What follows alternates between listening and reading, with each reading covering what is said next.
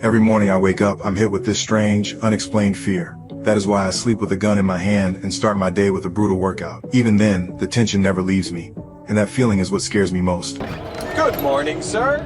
Robots have become as essential as smartphones once were, and people trust them like family. But as a veteran detective, I never stopped feeling that something about AI was wrong. Everyone believed robots could never commit a crime because the three laws controlled everything they did. They could not harm humans, had to obey human orders, and could only protect themselves after the first two came first. Then, I caught a case that changed everything. Dr. Langland, the father of robotics, had fallen to his death from his 15th floor lab. The door was locked from the inside, so the case was written off as suicide. Before he died, he left me a pre-recorded hologram like he knew I would come looking. No matter what I asked, it would only tell me that I needed to ask the right questions. I'm sorry, my responses are limited. You must ask the right questions.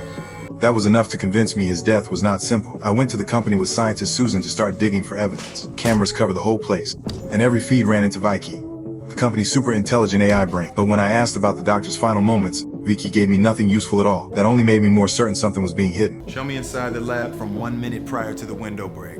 Apologies.